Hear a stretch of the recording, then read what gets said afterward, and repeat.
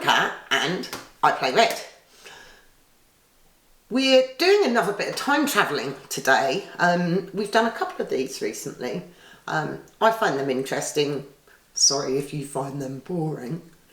But today we are going to have a look at Factory 42. We had a look at the prototype of this when it was launched on Kickstarter back whenever. This is the finished copy. So we're going to have a look at this and let's see how it plays. Factory 42 is a semi-cooperative worker placement game. Players are dwarven overseers trying to manage workers, overcome bureaucracy and fulfill government orders. However, if orders go unfulfilled, all players will suffer. So ideally, you should try and work together. Factory 42 is played over 6 rounds, indicated by the events phase at the start of each round. 5 cards were drawn at random and placed here. The 6th and final event is printed on the board. Each round has 4 phases. The first thing you're going to do is draw cards. In the basic version of the game, this means government orders, market cards and an event card. At the start of the game, you will draw as many orders as there are players. So we're going to draw 2 and say we have a 2-player game. In subsequent rounds, you'll only draw as many cards as you need to refill. Take any cubes shown here under government allocations. So we are taking a flax, a lichen and a steel. Take these resources and pop them by the side of the tower for now. Draw a market card and we're going to pop that in the appropriate space on the board. This shows the exchange rates for goods this round. So this is a price you will sell to the market and this is a price you will buy from the market. Draw your event for the current round. This may or may not have cubes that need to be added to the common pool. In this case, we're adding a gold. So pop that. Our event for the round is accounting is closed, which means we can't place any workers on the accounting section of the board here. Phase 2 of the round is the worker placement section. Like most worker placement games, players will take it in turns to place workers on the board until they have none left. Bear in mind, in this game, workers will be resolved in location order afterwards and not as you place them. So let's have a look and pop some workers on the board, and that way we can also show you how stuff works. We need to get some goods. We are going to have a look at them. Can't place in accounting this turn. Let's go, oops, here and here. Oh, I always forget about my board, so let's do that. Pop one here. One there. I'm just going to pop them on as many of the different spaces as I can to show you how they all work. Most spots, as well as having the standard worker placement spots, have a commissar space represented by this little hexagon with the C on it.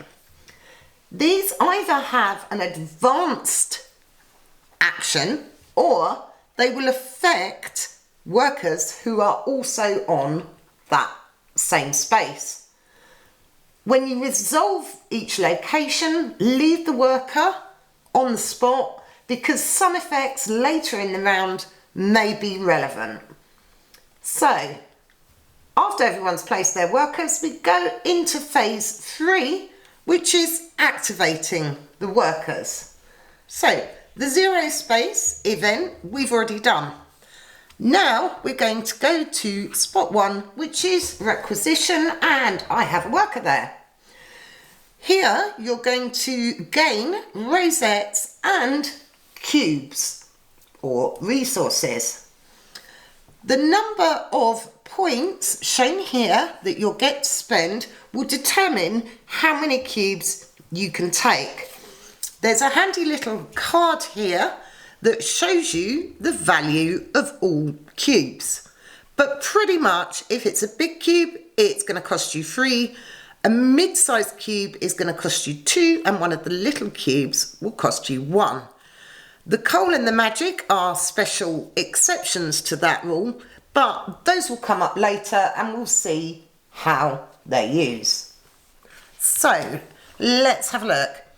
Because I have the first spot here, I can pop 5 cubes worth into the common pool. However, I'm only going to get 1 for myself. I do get a rosette though, so that's quite cool. So I am going to put 5 points worth into the tower. So I'm going to take a marble, which is 3 because it's a big cube, and a wood. So that is a total of 5. That I'm going to pop by the side of the tower for now, and we're going to use them in the next phase. I take a rosette and pop that into my supply. These will potentially give me points later in the game. I then get 1 point, well, 1 whole point to spend on stuff for myself. I'm going to take a teeny tiny steel and I'm going to pop that into my standard warehouse on my player board here. So that's a requisition spot. After we've done requisition, we're going to move on to the bureaucracy phase of the round.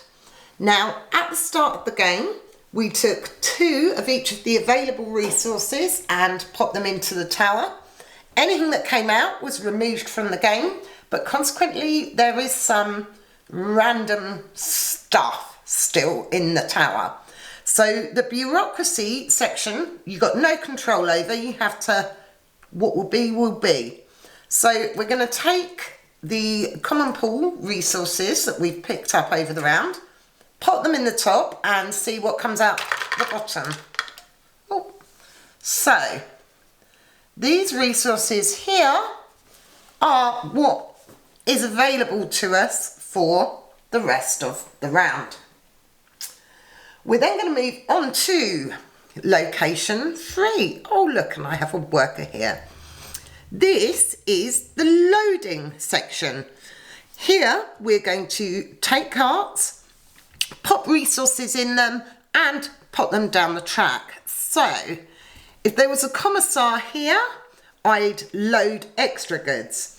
As it is, I just have the 1 worker, so I can choose between 1 and 4 cubes from the common pool to pop into a cart.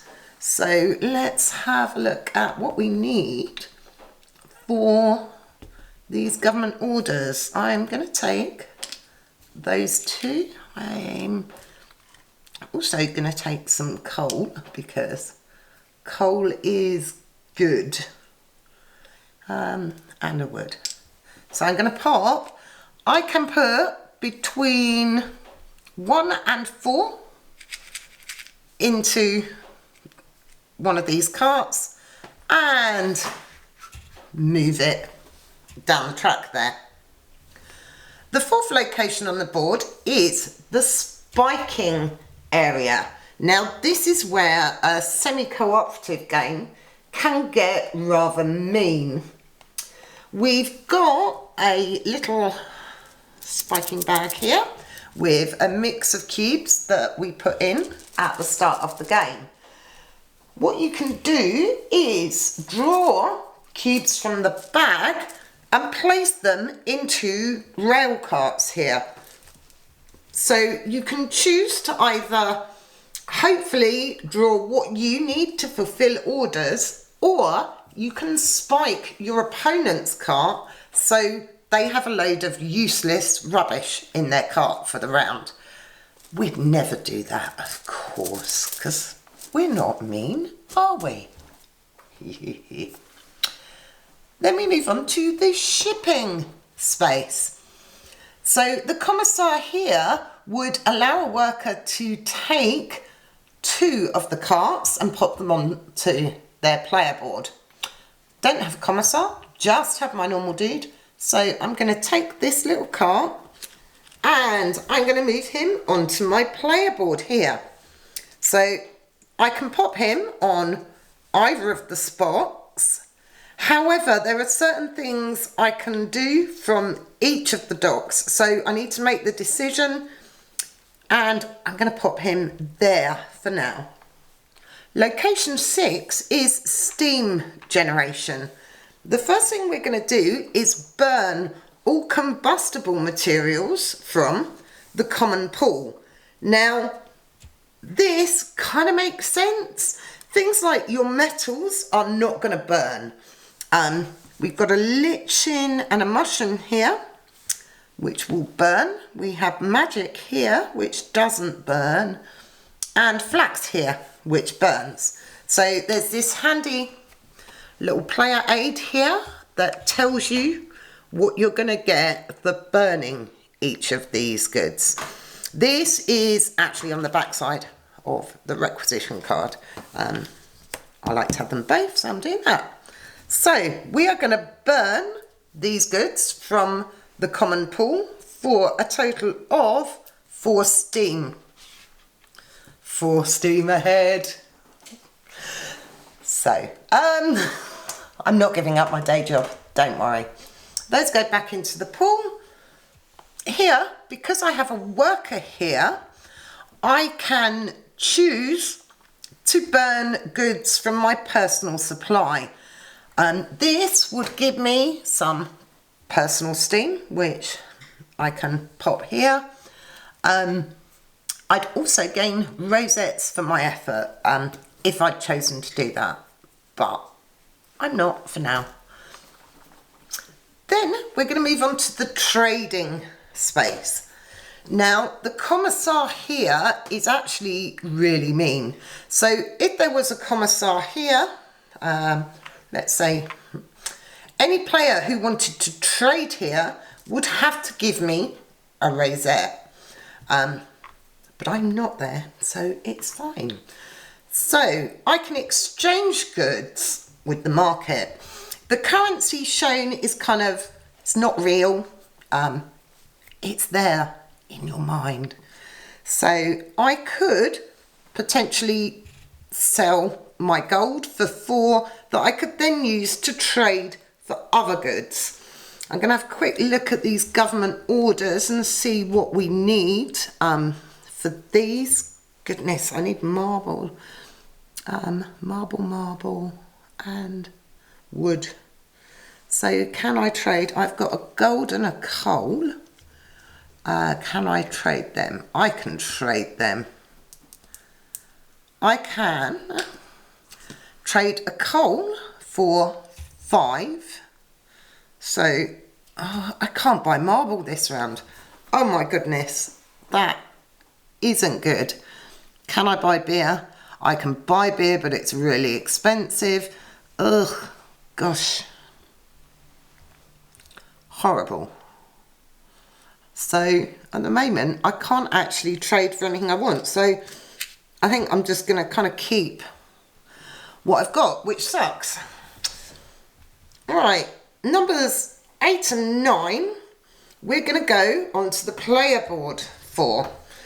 Now, number 8 here is the research lab. Here, you can develop different resources that give you different abilities. So you can spend 2 wood and a material, 2 wood and a material to buy a crane. A crane will allow you to essentially move your wagons from dock to dock. You can buy incinerators, which will allow you to burn personal resources. You can also then buy small and large storage expansions. So let's have a quick look. That is the small expansion and that's the large expansion, which let you store more goods, which is good in every game. There's also points awarded at the end for the player with the most of these buildings, so bear that in mind. Number 9 here is the first manufactorium. Now this is tied to the dock here, same as the research space. So for manufactorium 1 and the research spot, you can only use resources from this spot. You can use goods in your warehouse at any time, but for these, it's got to be this dock. Same with this spot here. This spot is attached to this manufactorium. So the manufactoriums basically allow you to fulfill government orders, which we had a look and we couldn't do, but that's these spaces on the player board. We then skip back to the main board for the accounting, which if you remember, it was closed this round. So here you can trade in your rosettes for points.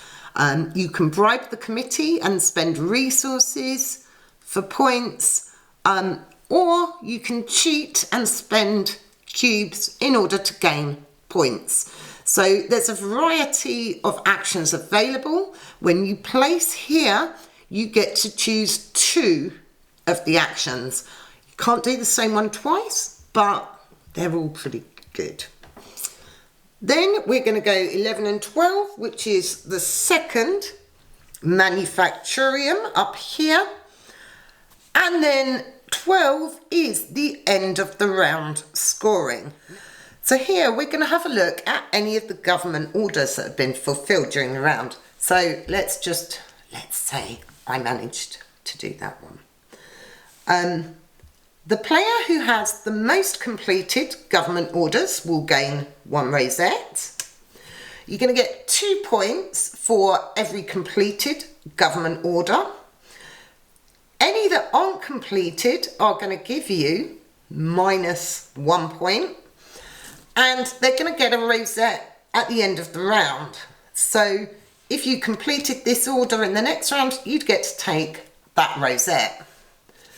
Let's actually have a look at these government orders, bearing in mind I failed to actually complete one.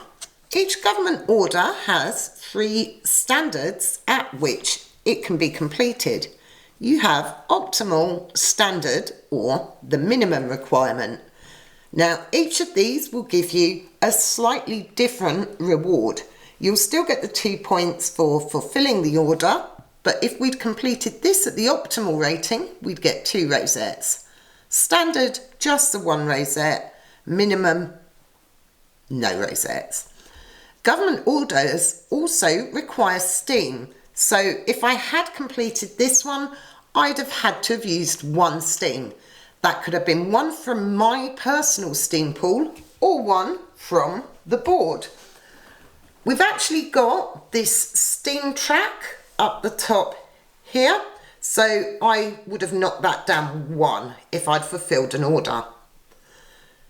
If, when you're burning goods from the supply here, if we ever get that high to 15 on the steam track, we're basically blowing up the machinery.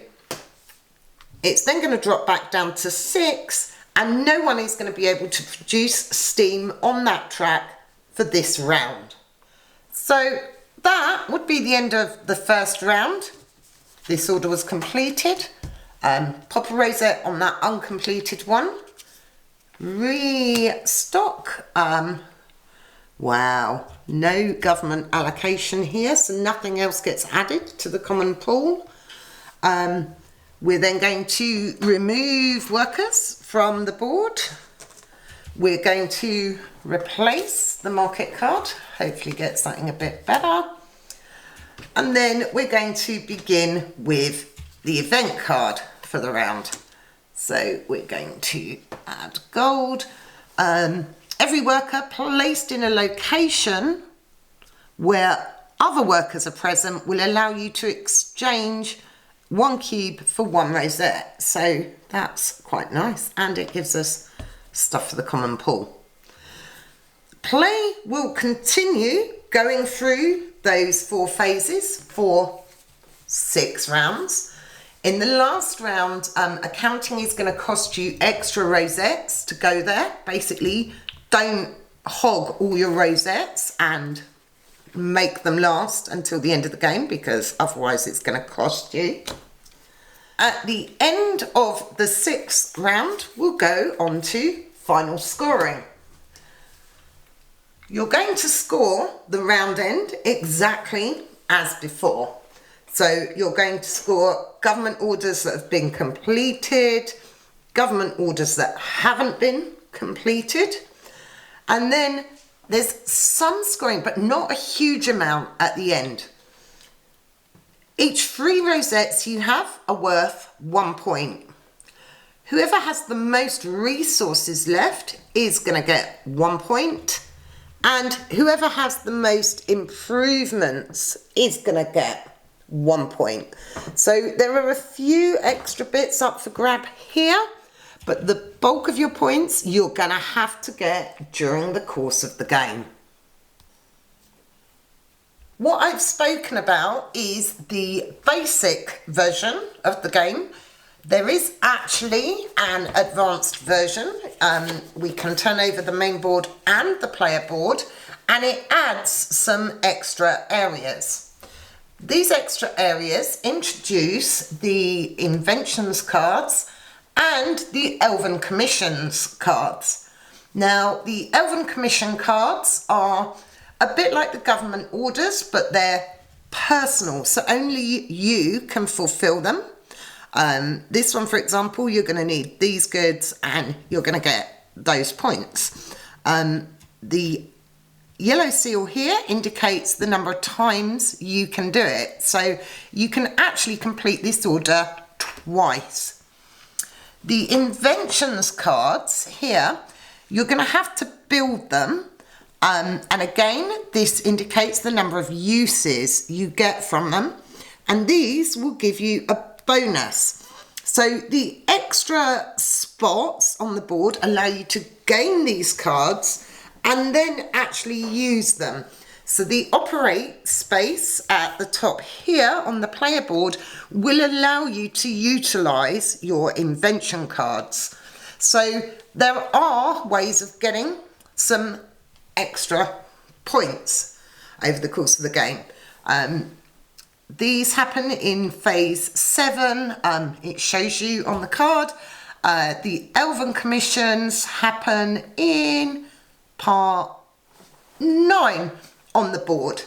So if the base game isn't advanced enough, there are these extra things you can add for a bit more complexity. As anyone who watches this channel will know, I'm not a big fan of co-op games. And that's one of the things I really like about Factory 42. There's very definitely a semi-cooperative effort. If the government orders don't get completed, you're going to get negative points. So you need to kind of help each other to some degree to complete those. However, you can then spike people, which messes up their game. In some ways, it reminds me a little bit of Scythe in the fact that you can play it in very different styles. We've had some games of Scythe that have involved no combat at all, and other games where literally it's a fight every turn. And Factory 42 has kind of got that feel. You can play it and almost ignore the spiking element of the game. However, you can go all out on spiking and just spend the entire game trying to mess up your opponents, which is fun. It's quite nice as well for a worker placement Euro game to have that level of interaction. You are constantly watching what people are doing, what's coming down the track, what's in the carts. When I know a lot of people's complaint about Euro games is the fact that it feels very solitaire. This doesn't feel like that. The theme is lovely. We really like these little dweeples, dwarf meeples. Would that be a dweeple? Comments below and suggestions below.